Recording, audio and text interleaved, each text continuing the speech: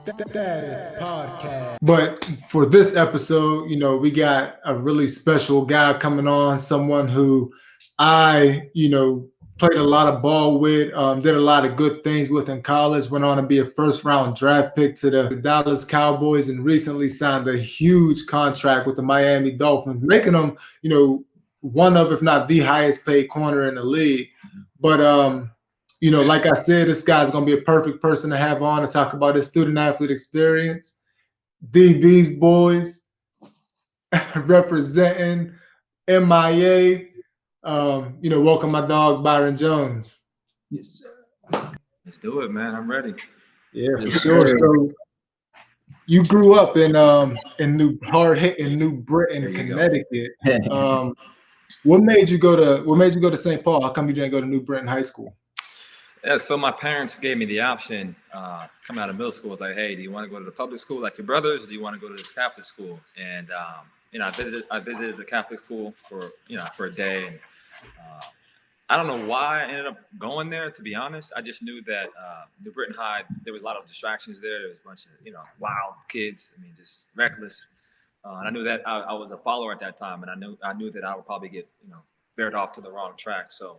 I remember the main reason why I didn't want to go to St. Paul because I had to wear khakis and shoes and a tie. Like that was something petty, but I'm glad I ended up making that right decision and going there because I was surrounded by kids who kind of just did the right thing from the jump, and it made my life easier.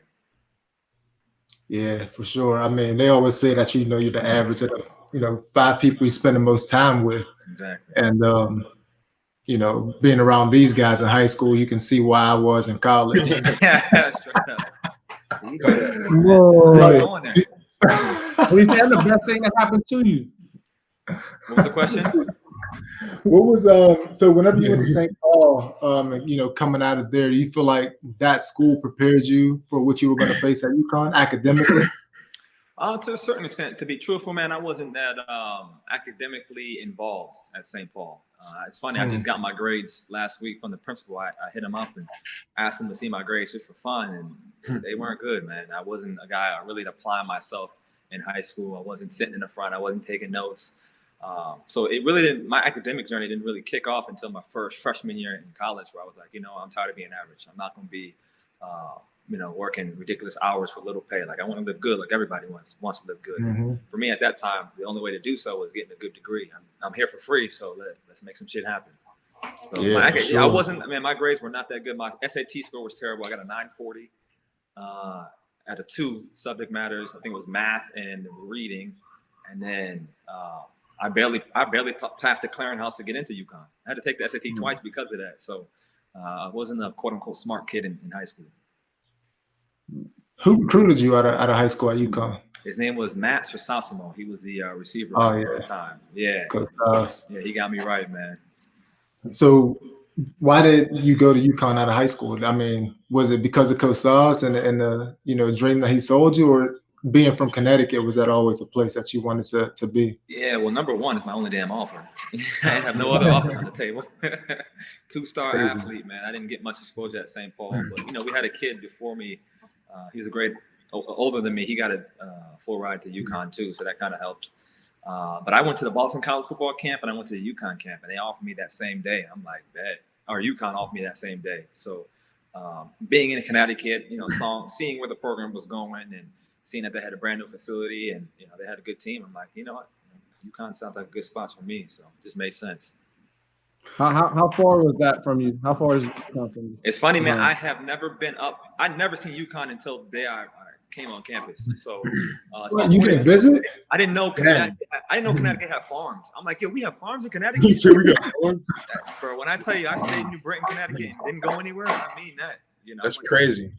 Britain to Maryland every now and again, but I never went up north next to the Mass border. I've never seen that part of the state ever in my life. Did you visit there before you committed? Yeah, exactly. So the camp that I went to was there. So I was able to go up there and see the campus for a little bit. And once I committed, I think I took a longer journey throughout the facility and whatnot. But I was there for the camp, so I saw what UConn was about before I got my scholarship. So you never took the official? Ooh.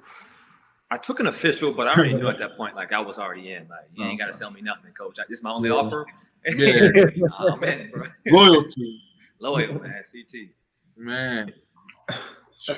Whenever you got the campus, you said it kind of the flip switch for you academically because you didn't want to be a bum. You got a free ride. You wanted to make the most of it. Did you have the dream of the NFL in your mind whenever you got on campus at UConn? Not at all, man. Not even. I didn't even have a dream to play college football, to be honest, until my junior year in high school, where I'm like, damn, my grades aren't good enough to get to university based on my grades alone. So let me run track. Let me do extra work after football practice to really get right. So when I got to college, I'm like, I was just happy to be there. I just knew that everything was going to be covered for me, and that I had an opportunity to get a really good degree from a really good school. I'm like, okay, bet.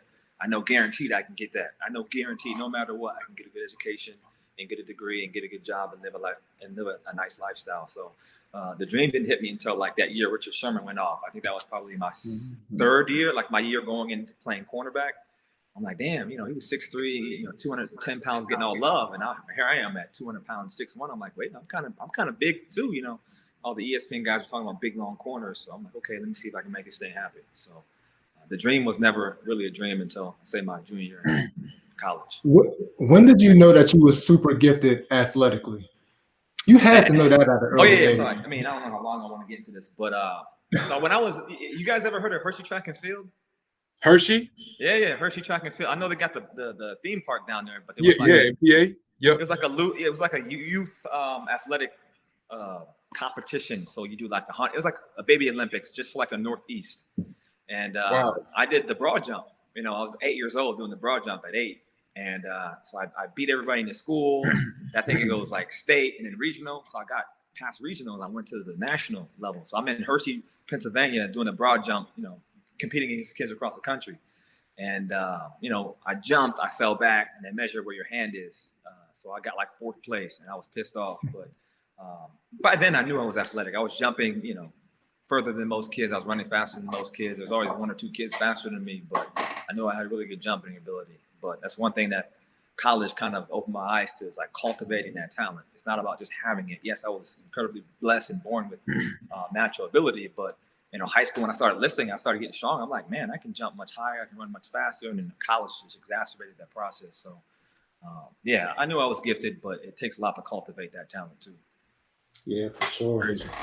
When you got on campus, you immediately everyone knew you was a good ball player.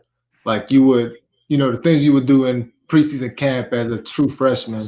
You might have led the room in interceptions. I can't remember. I still to date my best preseason boy, because I had like 8 interceptions in like 30. You was going off like crazy. I have no clue how I did that. I don't know why I can't do that right now, but man, can I ask you a question? Byron back.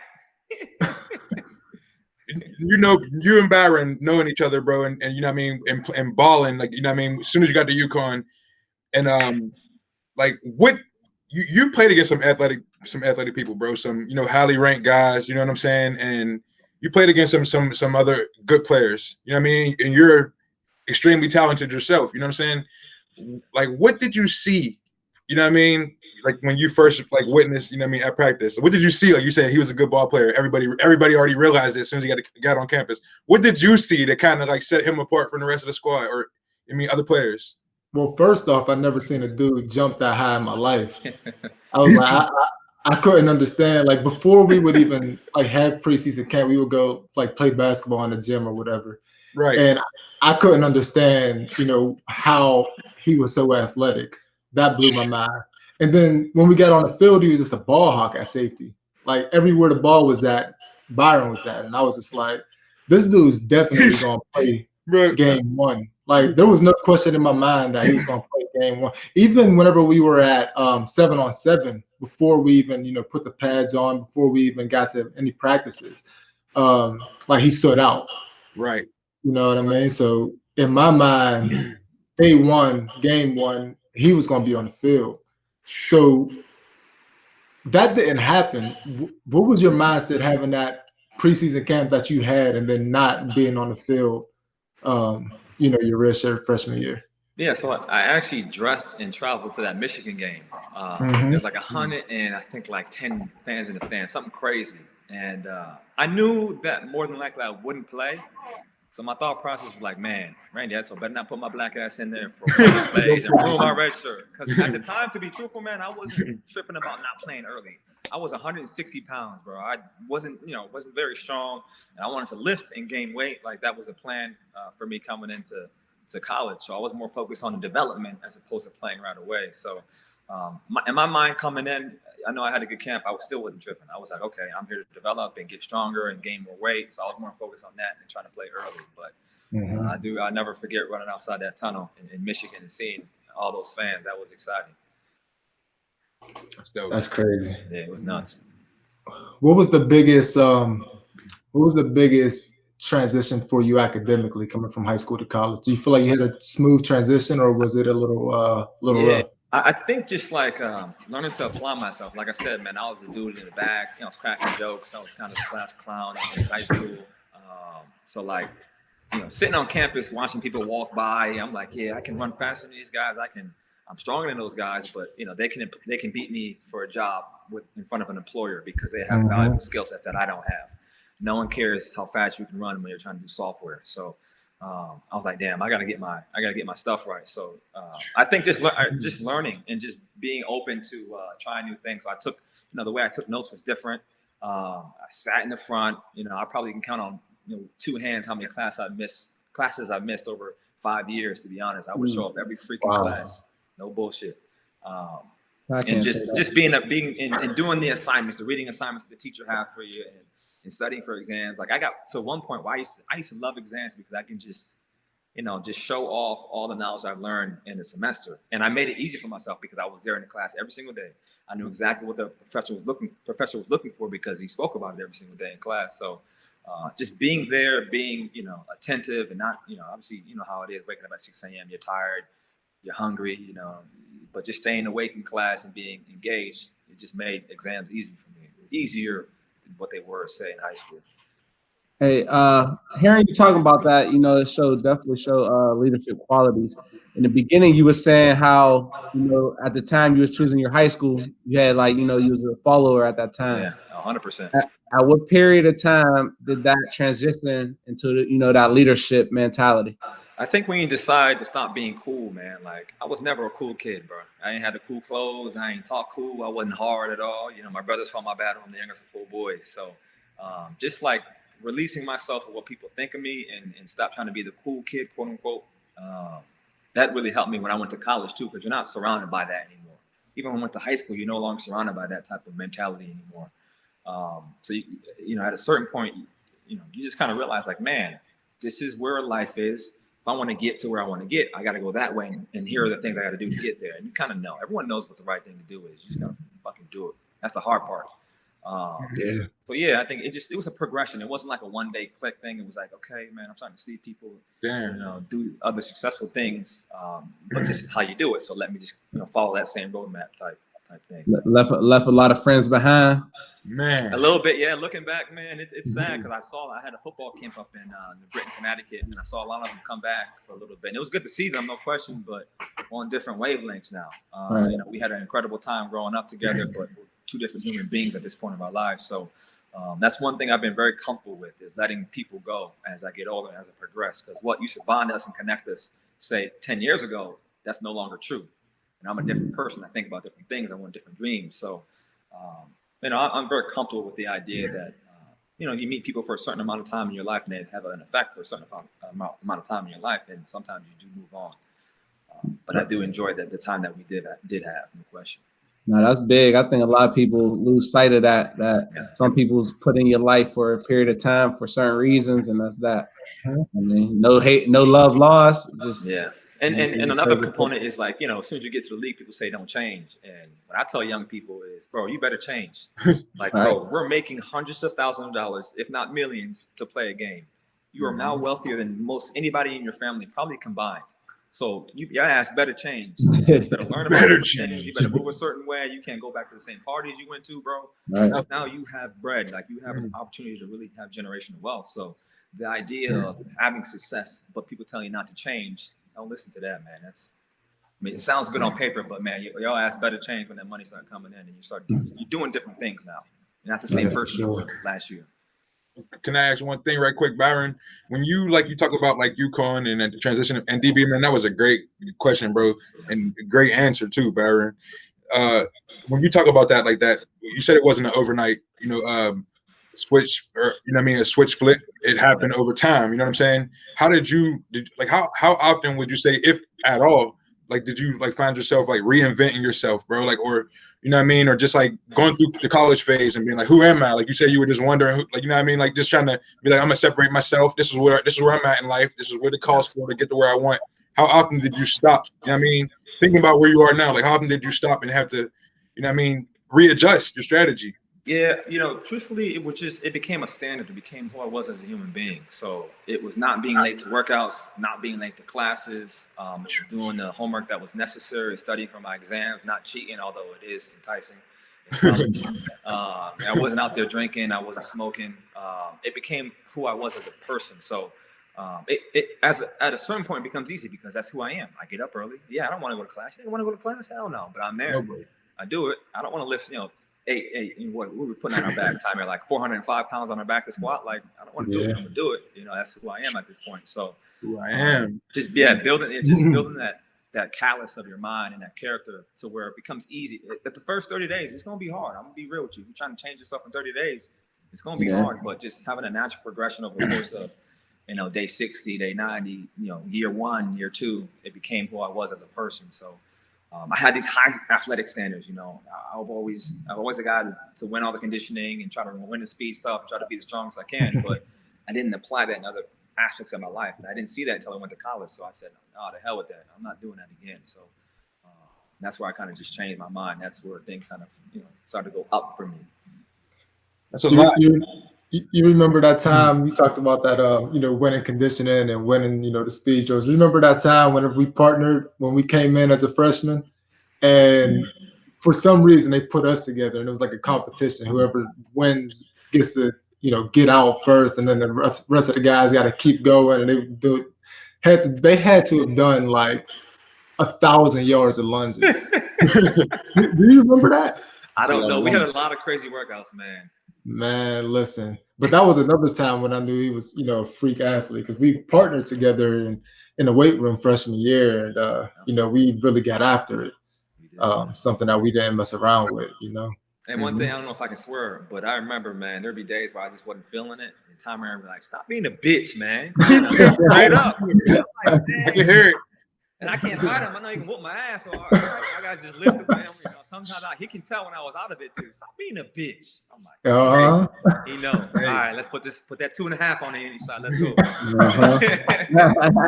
I'll never forget that, man. I used to hate when he used to do it because he was right, though. He was right.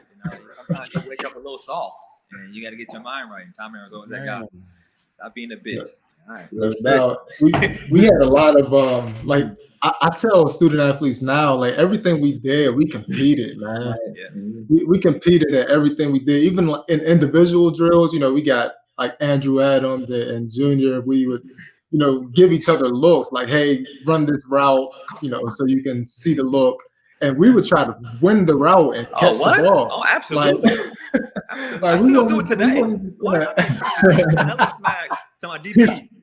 Because we knew that the next day Andrew was going to have it up on the screen and he was going to keep rewinding it, and like everything that we did was a competition in the weight room, on the field, on the agility drills. Every single thing was a competition. And that's something that a lot of student athletes now don't understand. They want to take it easy and then try to flip the switch on game day. It's hard to do. Amen. Yeah, for sure. Hey, how important is that to have someone, a brother, family brother, football brother, a teammate, like, you say you had Tymair calling you out. How important is that to, motivate you each day to lean on? It's huge, man, especially when you're just starting out. Because like I said, man, it's hard developing new habits and changing yourself as a person. It's difficult. It's much easier when someone is helping you stay accountable. I always tell people when they want to work out for the first time, I say, get a trainer, man. Get a trainer to be there and force you to show up on time and give you a good script of what to do. So I am no stranger. I played a team sport for 20 years now. I get the value of having teammates and having people there to hold you accountable. So to me, it's everything. It's funny. I did track when I did track in high school. I would get more nervous for a track meet that I know I would win than I would for a football game. And I asked my coach, I'm like, yo, why I couldn't eat? I was not eating lunch. I was like just nervous all day. And he was like, Byron, you're so used to playing a team sport that when you're out there on the line at a 400-meter dash and it's just you, like it's probably because you're so used to having a team and now you're by yourself. So it's great. I know I'm gonna win. I'm racing in Connecticut. No disrespect to people, they ain't that fast. They ain't that fast, you know. So I never be the Uconn commit getting beat by anyone in Connecticut. But no, I would be so nervous all day. But again, I think it went back to just not being on a team anymore. So I understand the value of having people in your circle that can kind of push you. Yeah, for sure. So, going into redshirt freshman camp, did you feel like? Let me backtrack. Yeah. After the Fiesta Bowl, what was your mindset when you got on the plane and you heard that you had a new head coach? That's when we landed. Wild. What was that? Tell us that story about how you found that out. Man, so obviously, I don't want to get into details about what happened in the locker room after the game, but we already talked about it in Jeremy's episode. Oh, man, so he already know. It's crazy. It's crazy as a man would do something like that. So we all hop as a team. We all hop on a flight to go back to Connecticut, and our former Uconn head coach gets on a flight to fly to Maryland. And to the way, and obviously we landed, we got the news and news breaks, and the way the coaches were responding, it seemed like they didn't know either. They did. Coaches were completely blindsided too. So, man, he was obviously these football recruits. As a football recruit, the coach tells you, "Hey, we're going to build around you. I'm going to be here for a long time." And at the time, I'm too young to know the business. But now, looking back, I mean, it's obvious. That's what the business is. So. I don't mind that you leave, do your thing, but it's how you leave. That's a big component. So I'm cool with that. So now I spoke to the kids probably 2 months ago. I was talking to some of the young knuckleheads in there to try to get them right. But no, it's just he knows he should have did better right there, and he's apologized for it. So. Yeah, for sure. Byron wrote on Facebook, "Don't talk to me." Bro, how do you remember this stuff, bro? I'm out of here. You was tight. I was heated. What? I'm like, man, I didn't transfer. I didn't. At the time, that was like the biggest thing that's happened in my life. Like, man, this guy brought me in, talking about we're gonna, and Fiesta Bowl. This is a big deal, So just to have him leave that way so suddenly after the game, I'm like, man. Were you thinking about transferring? A little bit. I wasn't serious about it. I was being emotional. A little serious. I was probably like 17 at the time, so right. Just being young, emotional for a couple of days. But I was good. I came back. Yeah, man, you're great now. Not playing as a freshman. What was your mindset like going into redshirt freshman camp? Did you feel like now it's time for me to get on the field, or did you feel like you still needed to develop a little bit more? To be honest, man, I really don't remember what the mindset was like. I've always been a guy that I don't know if you remember what Edsel would give us his shirts that said "Win the Day" on the back. Mm-hmm. And that was simple. I literally took that to heart. It was just like, okay, win the day. And it looked like anything. Did I get up on time? Did I hit the snooze button? Did I brush my hair? Timer knows, half time, that's no. Did I get to class on time? Did I stay awake? Did I take notes? Like, if it's yes to most of those things, I won that day. So I never really had like a long goal in mind. I just knew that I wanted to just get better each and every day. I know it sounds corny, but that's really as simple as it can get. Like, always ask yourself, did I win today? Like, did I drink enough water? Did I eat healthy? Did I not hit the snooze button? Just like basic things. I make my bed every day. Just to start out with a W. Was anybody in your family in the military, Byron? Yeah, myself. I'm youngest of 4 boys, and the second oldest, he deep sea diver in the Navy, and the third oldest, he used to be in the Marines, now he's in the FBI. So my dad was a state cop too, so he whooped my ass if I was ever out.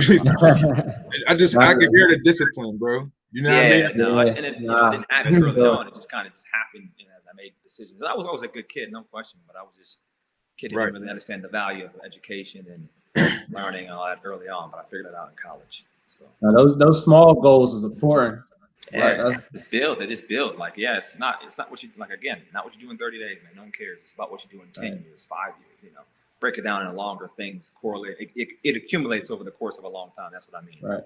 Mm-hmm. Do you feel like those good habits that you started your freshman year, you know, in the classroom, going to class on time, being in front of the room? Do you feel like that made it easier whenever you had to add on playing to your day to day? Absolutely, because you know when you're playing, nothing really changes class-wise. You're still taking 4 classes per semester, and even when you're not playing, you're still in practice every day. I don't know how they set up the schedule, but you know you're in practice every day. You're working just as hard as the guys who are starting. So it didn't really change much on the academic side. I just knew that there'll be a little more stress with the games, but I just remember hey, I'm trying to get better each and every day, one day at a time. So let's keep stacking good days on good days.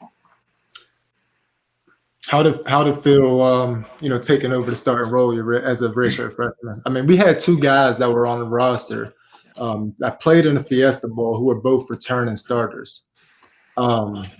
You know, whenever you think about going into the next year, it's like, okay, these 2 dudes are probably going to be the starting safeties again. But you know, eventually, midway through the season, you know, you got me and then you back there, you know, starting over those 2 guys. What was that mindset like, knowing that, you know, you had the responsibility to get everybody lined up and do all the things that you did as a young freshman safety? Yeah, to me, I don't think I was even thinking about how young I was. I was just out there having fun. Like, you know, we balled in camp and preseason. We knew what the plays were, and honestly, working with you, because we had a chemistry. We knew what each other were thinking. You knew if I wanted to be in the post or if you wanted to be down. So having the chemistry back there with a young guy, that went through the same stuff that I went through, really helped. But I was always excited to be out there. I don't remember exactly what my thoughts were. I don't remember what the end goal was, but you know, obviously you want to play well. Anytime you get an opportunity, man, you got to show up and play well. I remember my first couple of games, I made some big plays early on, so I gave me the confidence, like, okay, I can be out here. Like, okay, this stuff that I did in camp is translating to the game. So I think those couple of games early on where I made some plays kind of gave me that ultimate confidence. No matter what, you know, how young I am or what position I'm in, I'm going to make a play. Yeah, we had some young guys playing. You know, myself, you, Yawin, Taylor Mack was getting in a little bit on the packages. You know, we were all, you know, young dudes, and we finished top 10 in the country in total defense. Yeah, we had fun. So dudes was out there playing good ball, man, having some fun. Yeah. I think about 7 of us went to the league for a little bit. Yeah, it was. We had a really good number of guys on the defensive side that went to the league, so we had a squad. Hey, Byron, when you started playing, we talked about this before a few episodes, the 3 components of college, you know, especially for a student athlete, your social life, academics, and, you know, obviously your sport. A lot of the times, one, you know, sometimes take the back seat, or 2, maybe in Ty's case. Would you say that happened to you? I would say this, man. I am extremely lucky because I got a girlfriend. Like maybe in my freshman year, that I was I had 4.5 years girlfriend. So I wasn't out at the bar. I wasn't out there spitting game to no girls. I didn't have game to begin with. So just having someone, a partner with me throughout college, I wasn't trying to focus on the social aspect. Like I had my boys, and that's pretty much it. If I had to go back, obviously I probably wouldn't have a girlfriend. I'd probably make more friends and be more social at that time. But man, when people were going out on Friday, Saturday night, I'm in there, you know, watching Netflix, you know, chilling. So my social life, it was healthy in a way, but not healthy because I wasn't meeting new people at the time. So, and to be truthful, athletically, I was always, you know, focused on, you know, just getting better and gaining weight, getting muscle mass, and school. To me, honestly, like every year, school got better for me. So my first, you know, year actually trying hard, I probably got like, you know, a bunch of B's and a couple of C's, and after a while, I started to become, you know, B's and C or A's and B's and A's at the end of my academic career. So it was always a natural progression of getting better each year academically and athletically. I've always been on my grind. So if anything, I slacked off was just going out and meeting new people, meeting people from the engineering department and from the business community. Going to the frat house and seeing what they turn up to. I didn't do any of that stuff, so I'd say that's the one thing I slacked on. How important is rubbing shoulders with people like that, you know, in different departments and different majors, and you know, you never know who you're going to bump into. For young student athletes, how important is that? It's absolutely everything. That's another thing. If I had to go back, was just meet people in other not careers but majors. Because even today, like, you know, the benefit of being a national football player is that I can talk to, you know, a pretty wide range of people. So I talk Right. to real estate investors, developers, people who run the VC funds and founders of companies, people who are in private equity. Number one, they want to talk to an athlete, but number two, it's also a chance for me to learn about what they do and how they excel in their own industry. So getting that experience and getting different viewpoint of the world from someone else is so important. As football guys, and as athletes, we kind of view the world one way. We are diverse, but there's a lot of similarities. Go meet someone from the engineering. Go meet someone who's behind a computer for 5 hours a day writing software, and I bet you learn some really dope things about what he's trying to do. And go talk to someone whose dad runs a hedge fund. I bet you learn some dope things about the financial world. So I definitely stress the importance of student athletes to get out of your comfort zone and talk to people in different avenues, different sports, and definitely different majors, because you can meet some really dope people and learn a lot of cool things. And your network is currency nowadays. It's who you know and what access you can get to certain deals. And a lot of the people who get hired are from a referral. Oh, I know this guy from this college. Or I knew his dad. Yeah, absolutely. It's about knowing somebody, having that initial connection to being successful in this world. No doubt. What was that internship like that you did early on? Man, you remember that? So that was my junior year. I went to I did a month at the state capitol, and I did 2 months at the nation's capital, being a congressional staffer. And that was real, man. That was first of all, you're around a lot of brilliant people. Unfortunately, they don't make a lot of money. So I knew after I did that, I was like, I'm not doing it. I'm not working that hard and that long and making that type of money. They're smart. I mean, and everyone sees a congressman and a congresswoman, and you think they're running the office or running the show. No, it's the congressional staffers who you don't know. You never seen their name. You never see their face that are really running the show. They're taking the meetings.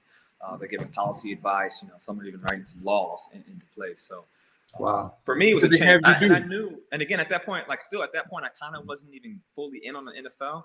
I just knew that, okay, let me just do this internship, show my future employer that not only did I play football, but I also did an internship. And the most valuable thing about the internship was just learning, like, okay, I don't want to do this, which is okay. That's okay. And learning that you don't want to do something, that's also valuable. Sure. That's why I kind of shifted more towards economics. I was just about to ask you that, Byron. I seen that you majored in economics. I was just wondering how that tied into like going to the Capitol and everything. You know what I mean? But yeah. So the internship I did at the state capitol was more economic based, while the internship I did at the nation's capital was more towards political science. It was just about being a congressional staffer in a political office. Most of the stuff you're doing now, like outside of football, is based on like your economic field, like, degree and everything. Not really. If I had to go back, I'd do finance, like business, because those are the two things I'm kind of interested in. I'm interested in how like new developments, big building. How's it like? How are you funding a big ass building? Who are you going to? Who are the people? Who are the institutions they're going to? That, to me, that's interesting stuff. So much stuff. The partners, the people building it, the people, the running it, the management, then the maintenance, then the landlord. Then do you want to turn it into a rental unit? Actual what's it called? Commercial, offices, a lot of different stuff, man. Yeah, that's the stuff I didn't learn in college because I didn't talk to enough people. I didn't go out and, put myself in a business room. I didn't put myself in the finance majors. I didn't talk to the engineers and understanding like what goes into constructing a building or a commercial development or a property. It's fascinating stuff, and stuff that, most of the time people who look like me don't get access to. But because I'm asking these questions and talking to these people, and they see that I'm interested in it. Yeah, I'm a football player. That's cool. But like, oh, he's actually interested in what we're doing. Let's teach him. And that's been incredibly beneficial for me for the past 2 years or so. So that's what I love doing nowadays, is just investing. I think my fault, DB. I just want to say, I think that's why we started this podcast up, bro. Exactly what you said. Yeah. Stuff that you didn't learn, you didn't even realize while you were going, going through the motions. That's it. Let me just say, it's just like, man, when you're in college and you're a top tier athlete, you think you know it all. But when I tell you don't know anything, and it's okay not to know anything, but just humble yourself and find ways to learn about different things that interest you. I'm exposed to a world now that I literally had no idea that existed 7 years ago. Whoa. When I got my first contract, I remember being on Investopedia trying to understand the difference between a stock and a bond. I had no clue, no mental conception about what these things were. But I signed a contract for, $14 million. And I had no clue what these things were at the time. So just to go through that process of educating myself and being shown a world that I never even thought I'd be in and understand those concepts, this world is so abundant, and even in terms of like, I took a computer coding class once in college just to see what it was like, and it's a whole nother world within itself. You're seeing how incredibly impactful that is with technology, using cryptocurrency, blockchain, and whatnot. These are people sitting behind computers. The nerds you want to make fun of in school are creating freaking cryptocurrency exchanges, and now they're billions of dollars, worth billions of dollars. Crazy. Just learn, like have the mindset to humble yourself and just learn dope things, man, because it is exciting. Mm-hmm.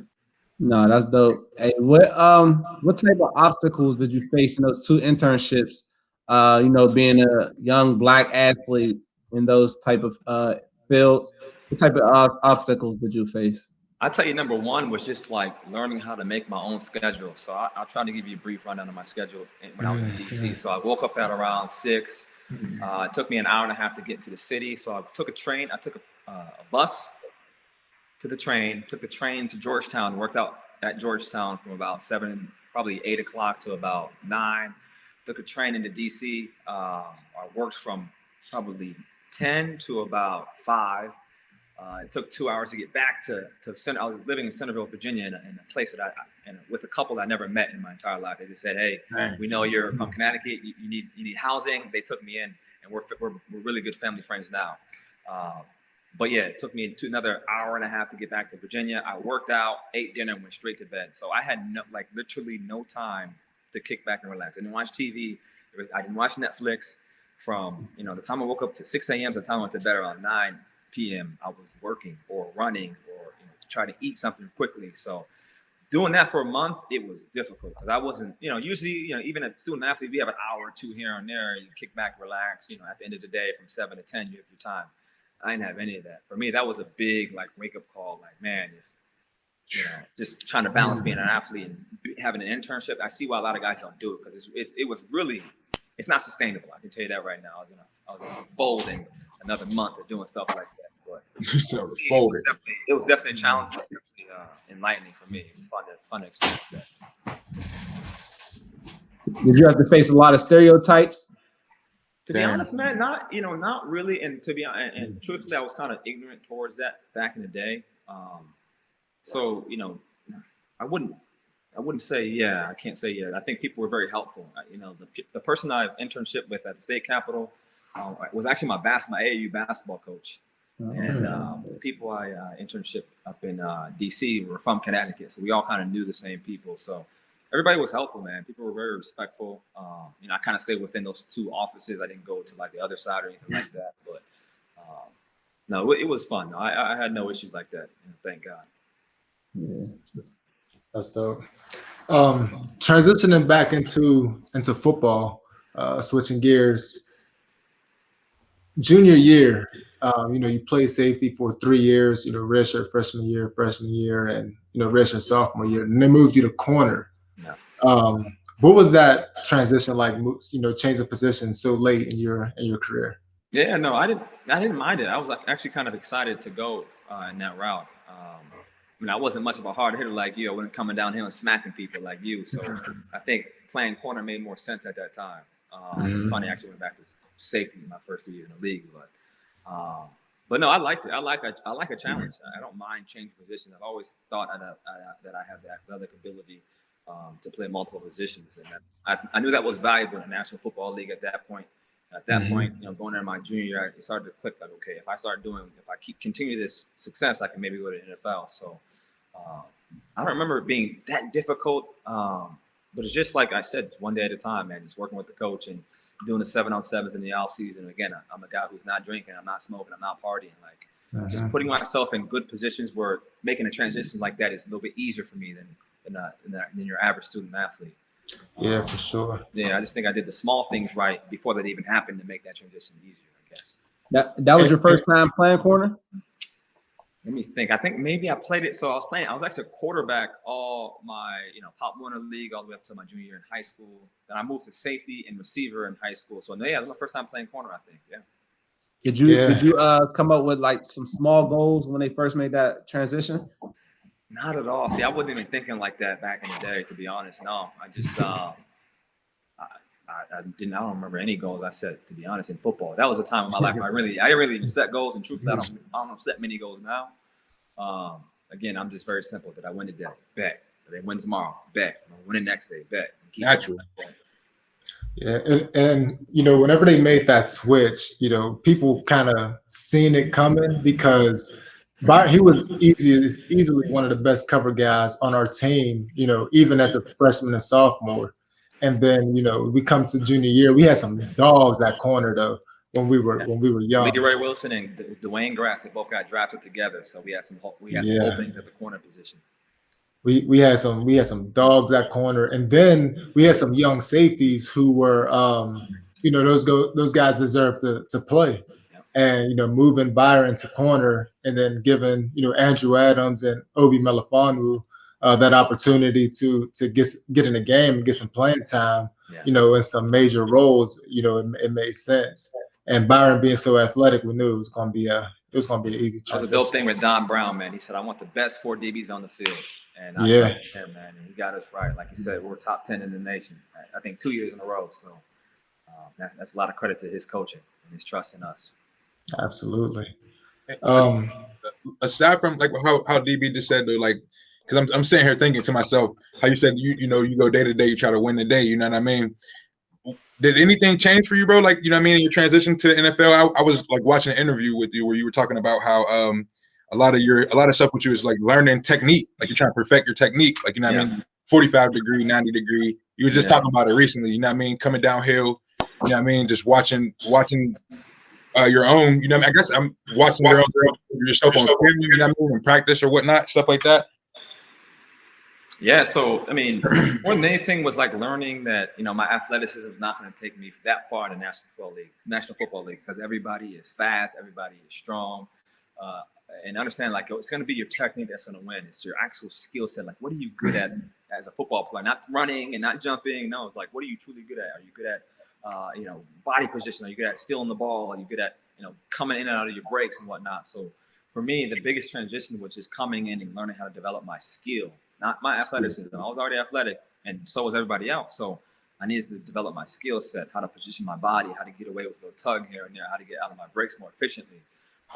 Being a skillful football player was actually kind of tough early on, because, man, when I tell you everybody's a dog out here, you're not going to come against slackers out here, for real. So everybody's a dog. It probably can't come with experience. You know what I mean? Like, years. That's why I asked you, because like how he said, I'm like, man, it has to change. Just seeing, you know what I mean? Especially when you get to the point where you're at right now in terms of, you know what I mean? I know you don't want to hear our high school coaches always say, you think you're bleeping Joe Stud, reading your press clippings, you know what I mean? But you think you're Joe Stud. I don't want to cuss, but he would be saying all that, you know what I mean? You stop reading your press clippings. But I ain't saying that you do. But I'm saying that you know just a hearsay of what's going on. What if it's ESPN or newspaper, anything, hometown newspaper? But stuff is a lot of stuff is day to day, man. But when you're trying to remain at the top, or not even worrying about that, just remaining the best you daily, you know what I'm saying? It's so crazy. That's why it goes back to what I asked you about, like reinventing yourself or readjusting for strategy, man. Because it's crazy. You know what I mean? You don't got to elaborate anymore on that. It's just thinking. No, truthfully, I don't watch any ESPN. I got my Instagram is public. My Twitter's public. I don't ever read any comments. Luckily, Instagram makes it so like the first 10 comments are your friends. You can always see what your friends are saying, but anything else, I don't really care. I get a bunch of DMs and stuff like that. You grow a thick skin. I've been cussed out. I've been called the worst player. I've been called the best player. Like it's for me, I enjoy it. It's fun to see some of the comments and see like who's saying it, like a 13-year-old kid. Really? Kid. Or a 47-year-old. Like, come on, bro. Like what you got better things to do with your life than this. But it's just growing a thick skin, man. You remember when I commented on one of your pictures just messing around and the Dallas fans went crazy? Oh, they did that to Andrew Adams too. They went nuts. They went nuts. I comment on one of Byron's pictures. What'd you say, Tom? I comment on one of Byron's pictures. I said like you suck or something like that. Like they don't even know that we're cool. And man, they was all in my DMs. They was mentioning Andrew texted me. He's like, "Hey man, can you tell your friends to back off and let them know your friends?" Like, no, I'm letting the dogs come after you. Man. Got me weak. Funny, man. You got to understand where the mindset is, and people are fanatical about the sport. I've always been I don't care about sport. I like to play. So I'm trying to respect the idea that people's weeks are made off of if we win or if we lose. So you got to appreciate that at a certain level. Like, man, I get to play a game where I can make someone's day better, and just sign an autograph that can change someone's year. Sometimes you forget. Sometimes I forget a small act by me can mean so much to somebody else who cares about football on a different level than I do. Yeah, for sure. Even the friendships you make in college, you know what I mean? Like, honestly, simple stuff like that is just based off of the game. You play it, you got your education. You know what I'm saying? We take that shit for granted. We take that for granted sometimes. No doubt. Going into senior year, you have a coaching change. Again, the second coaching change. What was that like having a new coach going into senior year? Man, we already knew what the deal was. We were well lubricated for that, man. We knew, hey, a fourth one? Okay, then, bring them on. Like, hey, we're ready, man. Whatever you want to teach us, let's do it. That sounds sick. So, no, at that point, I understood the game. I'm like, okay, now I get it. Okay, now we got another guy coming there with different philosophies, different techniques. It's just about, truthfully, obviously it's my senior year. I've learned a certain way to play, but you have to abide by the new standard. You have to abide by the new techniques. You can't be hard-headed. You can't be like, well, no, I did it this way last year. Like, no, last year don't matter. Last year's coach doesn't matter. Your success last year don't matter. Learn a new technique. It's uncomfortable, especially when you're older in your career and you're kind of comfortable where you are. But nah, man, you got to understand these challenges in your life for a reason. Like, you're gonna experience challenges in the future. So take this as just a test. Like, okay, if I can get to this, I can get to the next 5. If I can get to this, I can get to the next, the next challenge. Just keep it that way. So I understood, like, okay, it's going to be a challenge to learn something new from different coach and different philosophies. But what other choice do I have?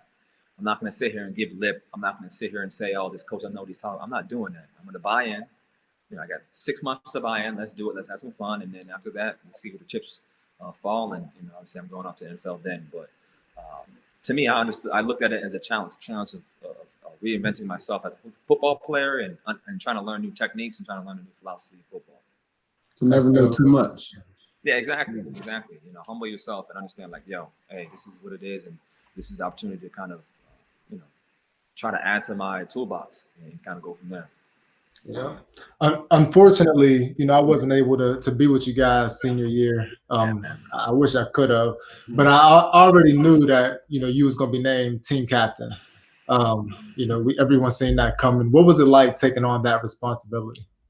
Oh man, I wish I can give you a good answer. So I think halfway through the year, that's the year I got injured. Where I wasn't playing, but just because I was the guy that everyone kind of looked up. Like you said, I kind of just did the right things. I wasn't a vocal leader by no means. I was more of a leader by example. So I was a guy that, because on a Saturday night, guys were calling me to pick them up to deli to what they call DD for them, and there was a guy. I was a guy that they can rely on, and that they know that I would take care of business. So. I just think the fact that I was a guy that led by example kind of gave me that opportunity to be a captain at that age. I think one thing I'd love to be more of at that time was more of a vocal leader, speaking up when I see something that's not right. And now, I was always good at speaking to people on a one-on-one basis, but speaking to people, on a big group, the defense, or speaking in front of the team and whatnot, I was never great at that. So that's one thing I wish I actually worked on earlier in my career. But for me, I just said, hey. I appreciate you guys being, giving me the C on my chest, but I'm gonna continue to do and live life the way I know is best, and that's leading by example. So I really didn't change much, to be honest. I should have added the vocal component, but in terms of leading by example, I didn't have to change much. Yeah, for sure. Hey, that's dope. Hearing that news, how Ty just said he couldn't really finish with you guys, and y'all being how y'all were pushing each other through workouts and whatnot. Hearing that news that he couldn't continue to play, and then obviously at the end found a home in Boston College. How was it hearing that news initially? Yeah, no, I still remember the day he got hurt, man. It was they took you on the stretcher, right? Yeah, it was crazy. Yeah, I remember. I'm like, yo, that's like you said, what we take for granted, and to see Ty, my guy, we've been together for 3 years, starting for 3 years, doing our thing, to get taken out on a practice, like a normal ass pedestrian Wednesday, Thursday practice on a stretcher. I mean, that was crazy. It was crazy to see that and to hear that he was never going to play again. It hurt. It hurt for sure. But one thing that gave me a little bit of happiness was seeing him play at Boston College, was knowing that he could play somewhere else and have the opportunity somewhere else. But yeah, I'll never forget that, bro. When that truck pulled up and scooched your ass off, and I was like, damn, that's shit real, man. I don't think we practiced after that. I think we just went back inside, and obviously we had to go again tomorrow. But that was a very sobering and a real last day where you see your running mate go down like that. So you never know when it could be you. Yeah, that's the scary part. Like, man, just the normal. It wasn't no crazy hit, nothing, right? No, it wasn't. It was, routine tackle. Yeah, like, jeez. So, yeah, your whole like a trajectory like of your life, of who you are as a person, Ty. So like when just thinking about like me, like talking to, I was thinking about earlier, like talking to you at Uconn, like, you know what I mean? Like the Just Being Frank t-shirt, I'm talking about the white, the Ben Frank joint. I was just thinking about that earlier, and I'm like, damn, we were talking about different things, just like, you know what I mean, trajectory, like you just said. Like, it's so wild, man. I was just thinking about it in the beginning of the interview too, like just that moment, bro. Like, you know what I mean? Just like it's deep to me, bro. To, you know what I mean, to see you, to know you, you know what I mean, from like youth to now, bro. It's just like wow, because like who you are as a person, man, you don't understand type of inspiration, my dog, to like, you know what I mean? Like, ain't no joke. Like you just said, like, quit being a bitch. Like, you know what I mean? Like, straight up. Man, I'll tell you this. So, Tom Mayer was in study hall for a long time. He knows it. and he wasn't, I don't think he was in class. He wasn't doing his homework. And I'm like, yo, Ty, like, what are you doing? Like, why aren't you trying to get out of study hall? He looked me in the eye. I've never seen so much, like, it was so real and so true. He's like, Byron, I just don't like school. And I was like, damn, like the way he looked and how passionate he was about that statement, like I got it. Like he don't like this stuff. But to see 3 years later he gets a master's degree, goes to Boston College. I'm like, yo, that growth within that 3 or 4 year span. But when he looked me in the eye, like from sincerity, from his heart, like, bro, cool. To see where he's at now, I'm like, man, that's growth too. So we all have to grow in different ways, man. It's crazy because literally one instance can really, like Zay said, change the whole trajectory of your life and change the way that, you thought you was going to be somewhere, in a few years, and then you are going the totally opposite direction. Yeah. So, like Byron was talking about earlier, the things that he did outside of football, would have been able to set him up for something, like that. But I didn't do anything outside of my sport. And, whenever I got the call, from my agent that said I was going to be medically rejected to play professionally, I was so lost. Like if I would have just looked at Byron and said something else, like, you're right, bro, I'll do some schoolwork, then you never know. You never know where I would be, right? Imagine yourself saying that. That's so funny to me. Yeah, I think that happens a lot, though. It becomes like a product of your environment. Like that mentality you take with you a lot of times to college. We all been there. Yeah. We all, we all hate school, but there's that switch that hits sometimes sooner than later, some not at all. But I think if we change that attitude in high school, we'll be more prepared for it. Exactly. That's the thing. It's like we don't like all of us growing up, like all the dope things we do now, like we probably weren't even thinking about that when we were in high school, when we were in middle school. Like we weren't even. You would have studied differently. You would have done more in reading or more in writing if you guys knew you guys were going to be in a podcast or something like that. Just like basic things. But I think the most important thing is like planting that seed in the youth's head. Like, yo, everybody wants to be in sports entertainment, because they want the lifestyle. Like, let's be real. People want the big cars, the big house. But you can have that in different avenues. You can be a real estate investor and get that. You can have your own podcast and get a big fan base and do that. You can be an engineer or software developer and do that. Like you can have the big cars as a software developer. So, there's stuff that we wish we knew as a kid, but it took us some time. But I think it's as a responsibility of us is to pass that down and say, hey, kids, like, listen, I know we all want to be in the MLB, NBA, NFL, but here are some other dope things you can do to make some similar money. Yeah, for sure. And it doesn't have to take a tragedy for that, mindset to shift. I was actually just thinking there's new motivations every day, just like you just said about like might not know as a kid, like about like racism when you went to the Capitol. You didn't think about, you were ignorant to the fact of being black on the Capitol. Yeah. And now, me personally, when you think about your skin color, you're like, oh, I gotta make it, for my community, blase, for my family. Things we weren't thinking. There's always new motivations popping up for all of us, individually, whatever. It's crazy when you think about it that way though. Yeah, and it's funny because I was part of my job as a congressional staffer was to be a tour guide of the Capitol. And some of the statues of the Capitol are from Confederate soldiers, like people who owned slaves and stuff like that. And at the time, I had no clue. but I had to learn about the history of the statues, and I would never look at like, the other history of that statue. I would know like, I had to know what the floor was made out of. I had to know where the stone came from, what the significance was, like what the statue was, what this painting was.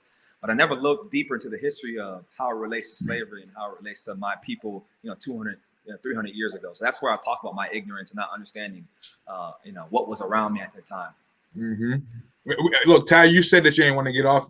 We were getting back on the football, but this is on my mind because I was reading something. Byron, can you tell us about the Newtown, Connecticut, like everything that happened? If you don't mind, talking about it. No, I mean, it was very. That was, man. Let me think. That was probably my senior year in college because I remember I was studying for an exam. When I saw it happen, I just turned the TV off, something like that. I knew it was going to be bad. So, it was a crazy scenario where obviously a gunman came into a school and just shot, I think 20-something kids, 26 kids or something like that. And and I wouldn't say it's funny, but it's the people that I was congressional, that I interned at the Congress with.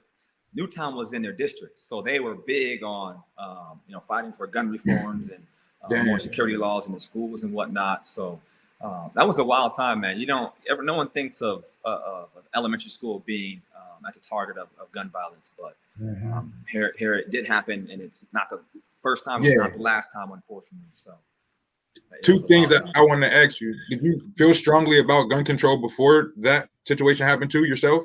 Not really.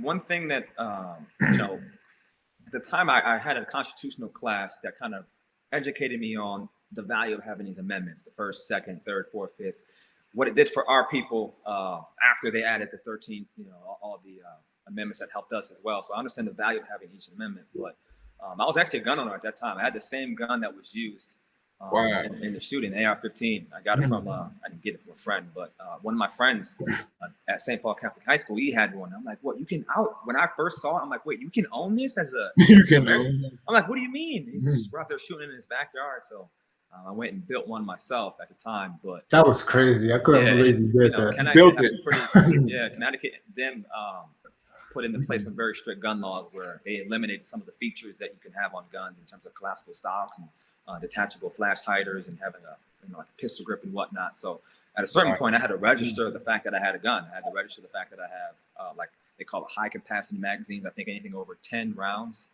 So it was different. It was different. And then going to Texas, where it's the complete opposite. You see, like the United States is a collection of different countries in a way, where you are a law-abiding citizen in one state, and you are a freaking felon going to jail for 20 years in another state. You do the same exact thing. So, no, I've always been. I've loved guns, but I understand the for me at 18 years old, I think I was like 18, 19. I had no gun training. I didn't have a safe. I didn't know how to operate it. I didn't know how to store it, but I was able to buy a gun with no mental training, anything like that, and no mental evaluation.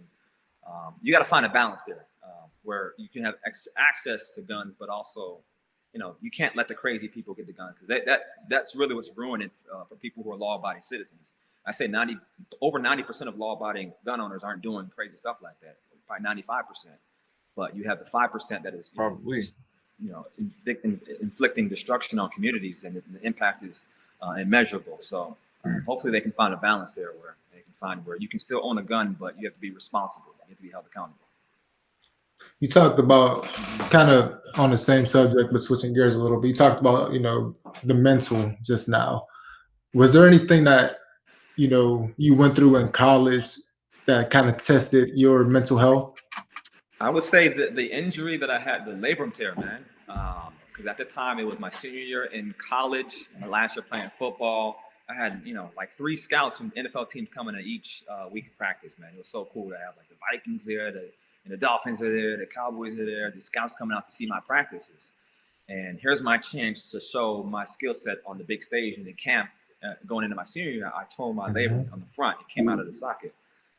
At that time, it wasn't too bad. I mean, it sounds crazy, but it's not that painful. You kind of relax and slide right back in. So it was game 7 where it came out the back. The back's a whole different story. When it pops out the back, it came out the back. Yeah, it came out the back. DB that. tore my labrum in the front and also tore my labrum in the back. And after game 7, I knew that was it. So I remember that week I went to the stall. It was a couple of days after I tore it. I just cried. I cried harder than I've ever cried in my life. Just like never felt like that before. I just let it out because the frustration was, man, God has given me this incredible opportunity to show my talents on a big stage, and and you really make your money your senior year. And now I can't even play the last 6 games of my senior year. Like, what chances do I have as an NFL athlete? Little did I know he had this plan in mind. So for me, that really focused my mind towards rehabbing. I wasn't trying to run. I wasn't trying to jump. Obviously I was doing my schoolwork, but that changed my mind and focus to rehabbing. So we can get into that later. But definitely, that was the most trying time in college was my senior year when I got that labrum tear. How did you get through that? Was there anybody that you leaned on? Man, the trainers, man, they got me right. We make fun of the trainers all the time because they don't understand. Sometimes they mess up on an injury or they don't tape your ankles the right way or a little corny. But man, they got me right in terms of getting my range of motion back, getting my strength back.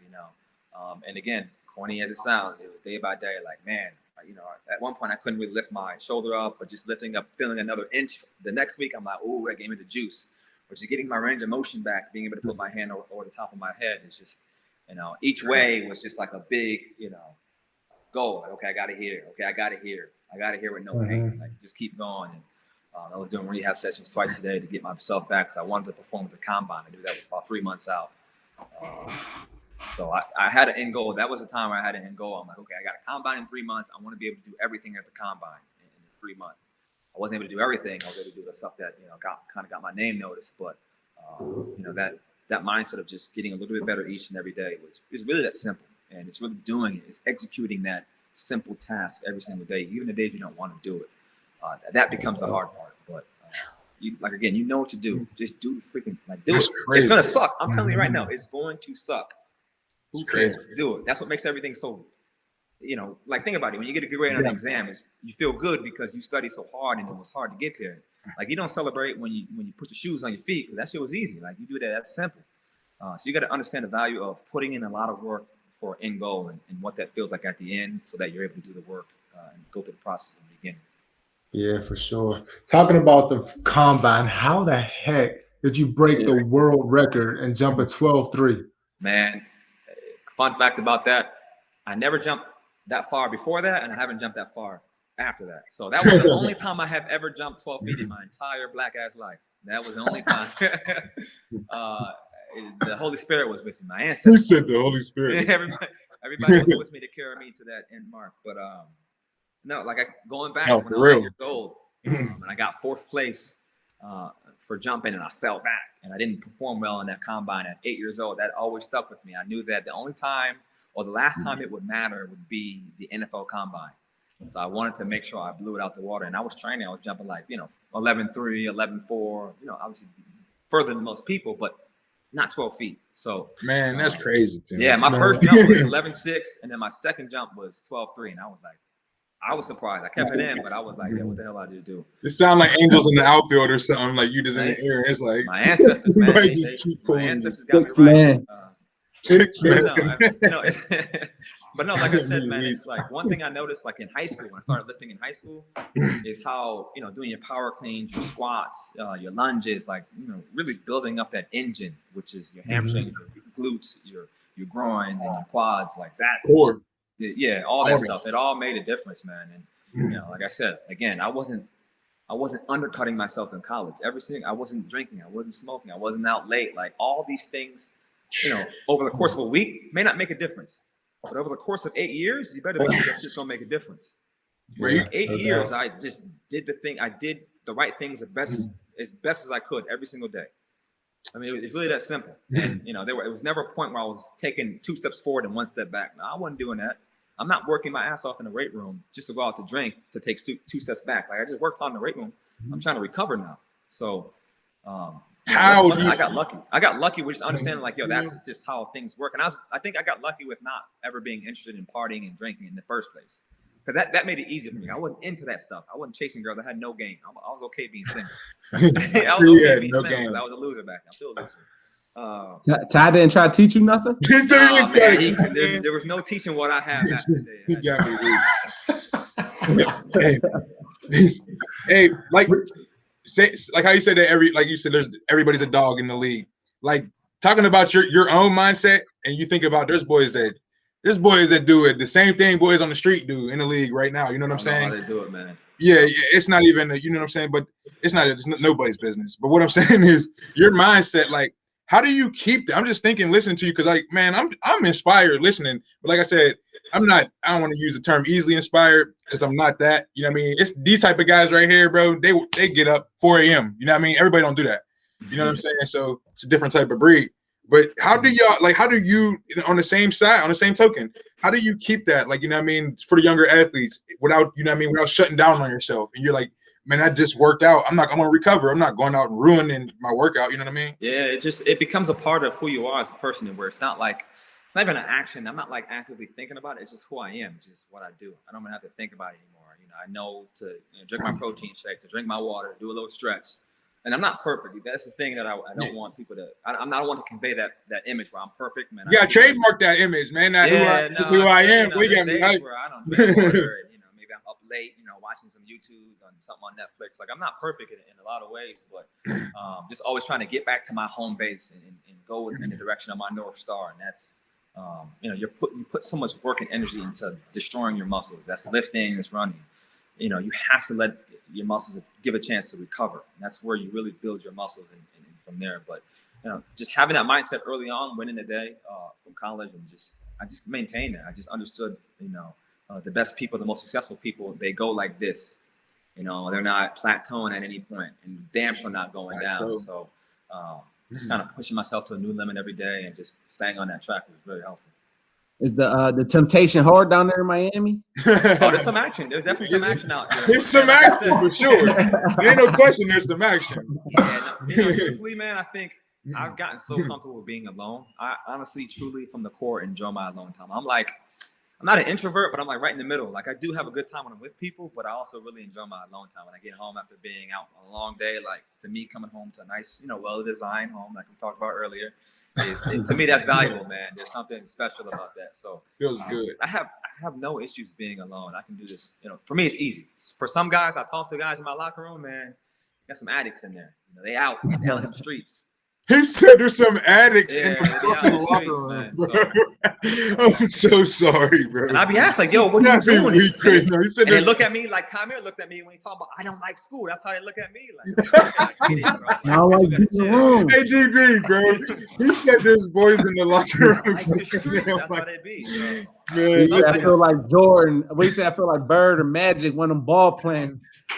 No, I like the rush. Well, but I can tell you love the game, though, bro, for sure. We can tell you love this game. Yeah, my fault, Ty. Yeah, I keep my life simple, man. That's too. I mean, you adding all that stuff, you make it too complex, and people forget. This is an incredible opportunity, man. I am 20 years in the game. Millions of dollars. I got my second contract, man. I can focus for another couple years now. When it's time to get a wife and start a family, I'll go out a little bit, but I'm cool right now. How important is that second contract? Man, it is truly, man, that is the pay dirt. That's where guys truly make their value. One of the things that's really interesting about football is the economics behind football. It's the idea that you can get really cheap talent from college, and you lock those guys in for 4 to 5 years on a really cheap rate. Like, some of the best guys in the National Football League are still on their first contract. Obviously your guys, your Tom Brady, your JJ Watts, your D Hops, those guys are on the second, third contract, but some of your really good talent on this league, the exciting players are on their first contract, from year 0 to year 4 or 5. So to be able to go into free agency and have like 5 to 8 teams bid on you and kind of bid up the price, it was really cool experience. One thing that most people don't realize is that the day that you're legally allowed to accept numbers, you have about 5 hours to decide which team you're going to for your top tier free agents.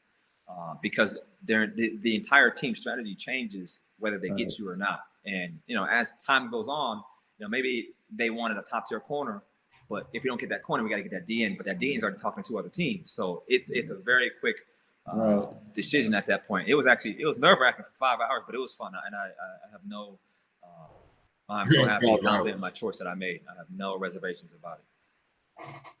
Good stuff. For sure. We as fans appreciate you. Yo, I appreciate that, man. Last year was fun, man. We played out there. We played well with a young team, so we'll keep this thing rolling, man. That's a goal at least. We might got the top cornerback tandem. You know what I mean? Man, I tell you what, X is a special person. You think I'm a ball hog, Ty? I think that dude is special, man. It's incredible what he's able to do, and I don't know how he does it, man. The dude is the cool thing about him is we're the same age, man. So, and our communication on the field is like on point. We understand how valuable it is as the corner on the left side. What you see on your side also affects me on my side. Now, for example, if you see two stacked receivers on your side and my receiver's kind of wide, you know something's going to happen on that stack side. So we're communicating constantly back and forth. So, you know, it's fun having a veteran like that out there with you who can also play and cover the same way that you can. It definitely shows. That's dope. Just to, you know, wrap up on a few last questions. What traits as a student athlete have you seen that's able to transfer into the real world? Ooh, I think time management, number one, just managing your time, your energy, all that good stuff. I think grit, just straight grit, because you know how that schedule is. You wake up at 5:30, you walk through the snow to do the 6 a.m. workout, and you have to go to class at 8 a.m. And you have class from 8 to 12, and you have meetings after that. You may have another class after that. So having that grit and determination, that discipline, like no matter what, I'm going to get to my workout. No matter what, I'm going to get to my class and get these things done.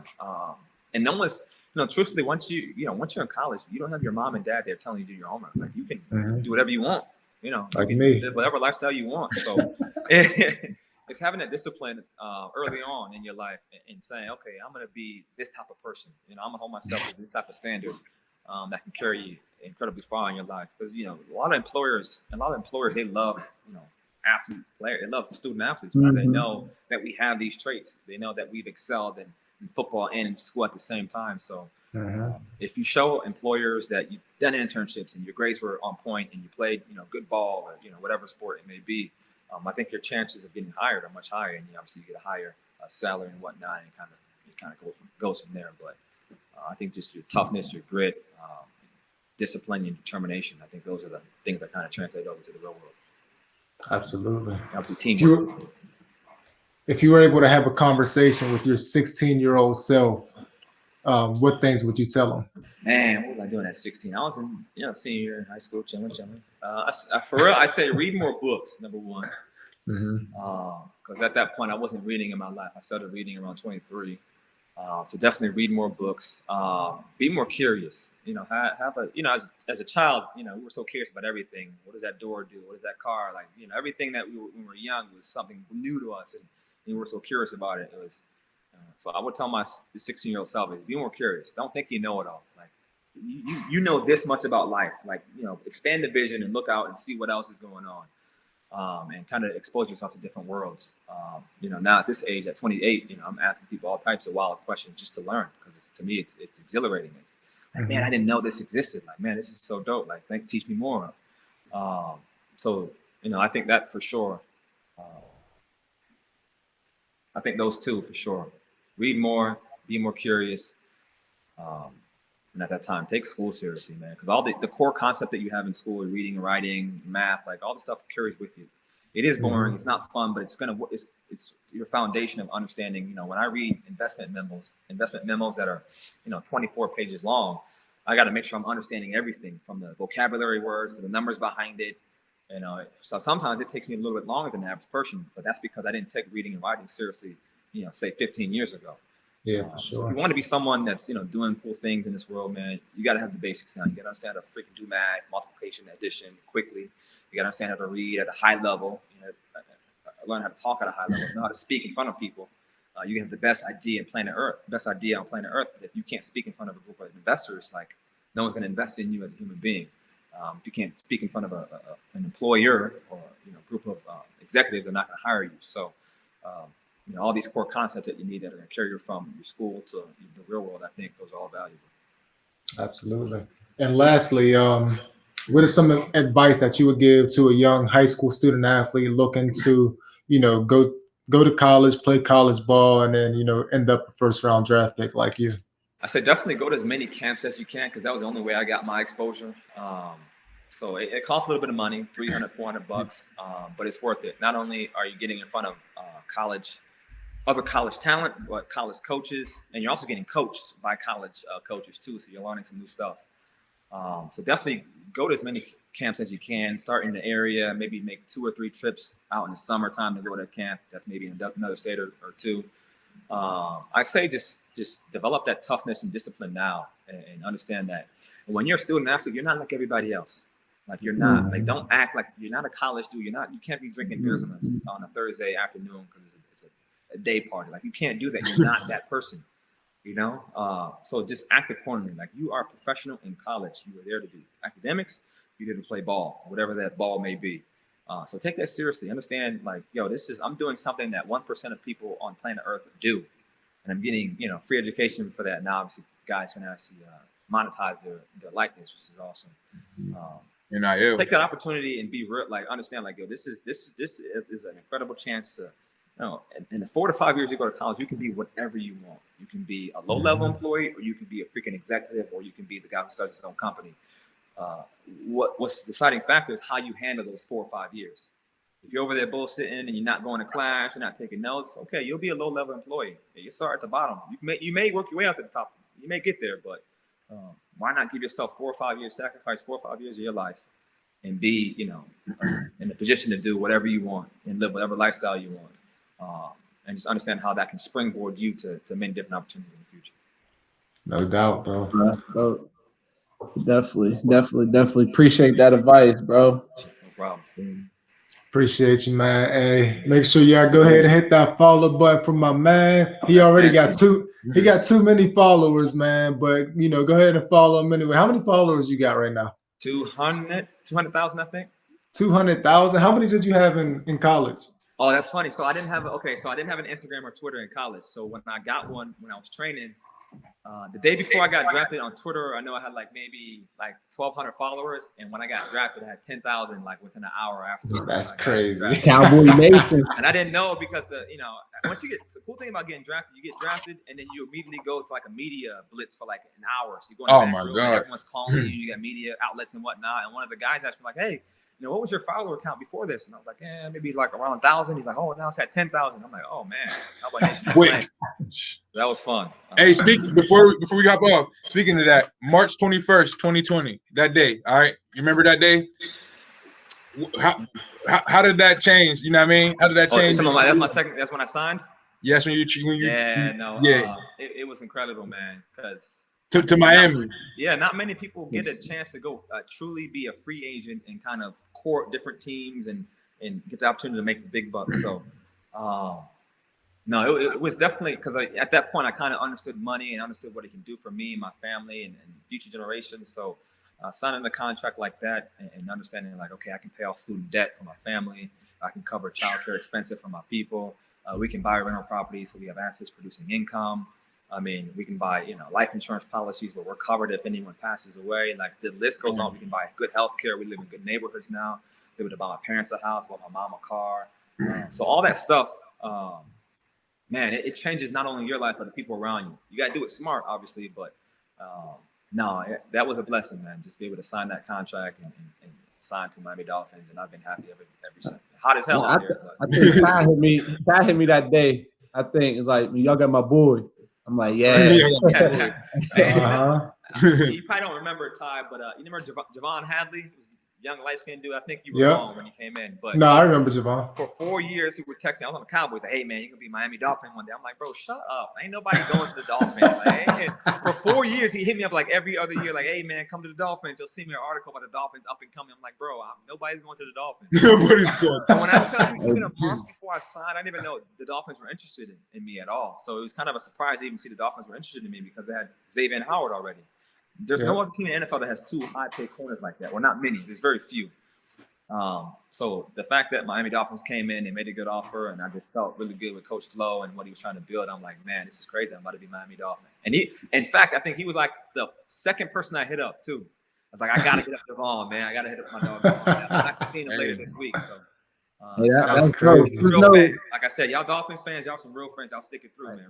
Hold up. Let me get right. You know what I mean? Let me get right, man. We appreciate you down there. Just let you know. You know what I mean? If you ever feeling generous, send Ty one of them game jerseys. He'll give it to me. I'm gonna get it framed. You know what I mean? Shout out Status Podcast. I accept it. All right. Amen. Put it on the docket.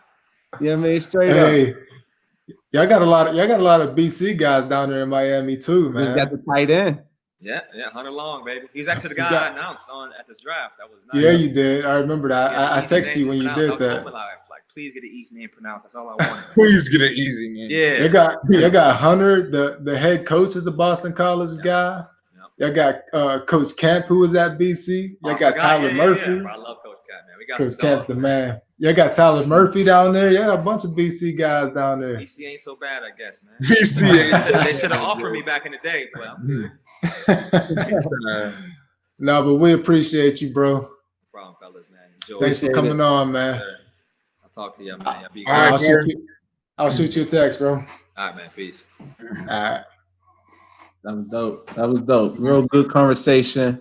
But again, yours too. You know what I mean? It's big things coming from Miami. You know what I mean? Big things. Y'all got squad a little bit for real. Y'all got Tua. Y'all got Jalen Waddle. We're deep. Hey, look, we don't need to get it. We're deep. We got it. Don't worry. We know what we got. You got back-to-back episodes, man. You got Kent State last episode, then you got the Dolphins this episode. Yes. Look at God. Look how God worked, man.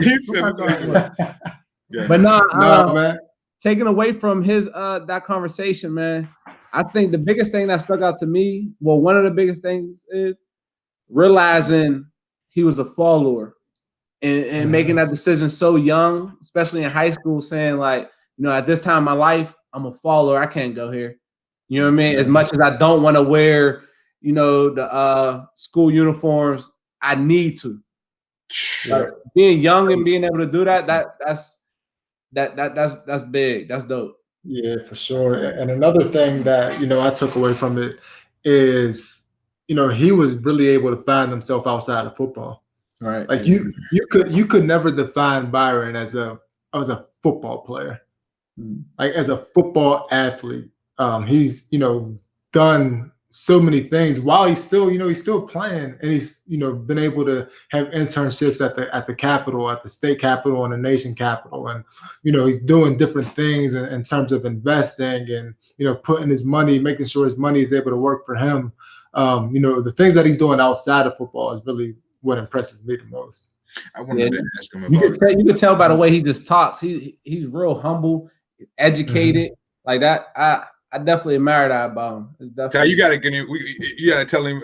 Even if one day, when you do Tuesday tips, you talk about investing, bro. That would be dope. If you get him on to talk about investing, tips, that would be dope. And I hope you know I'm serious about that jersey too. I'm sure even know. Yeah, you know what I mean. Sign it to me. Shout out Status Podcast. Hey, this for you, DB. Hey, that'll be fire. I'm gonna tell him too. Hey, real spill. Come on, hey, real spill. What you mean? Yeah, DB's really a lifelong Dolphins fan. Hey, you know how real it is. I got the little miniature souvenir helmet. It's like turning yellow, like you got cream. the cup that you can drink out of the helmet. You got talking about that. It got the cruiser on it. Yeah, talking about the cup. White. It's the old Dolphins logo, but it's turning like cream. It's not even white no more. I had it so long. Man, boy. All right. He got a what do they call it? Knick-knack. Talking about the little knick-knacks? You ain't never even knick-knack? Man, enough Dolphins talk, man. Follow Status 412 _ on IG. Hit that follow button and make sure y'all continue to keep up on what's going on, the people that we're talking to, and things that we're doing, man. Hey, don't worry, Ty. Next week we'll have a Stiller. We'll have. I ain't gonna give it away. I ain't gonna give it away yet. You know what I mean? All right. I mean, I got my shine today. All right, cool. I'm gonna keep quiet about good to me. I'm just keep quiet. So the next time. All right, guys. Appreciate y'all. Don't forget to subscribe. Status Podcast.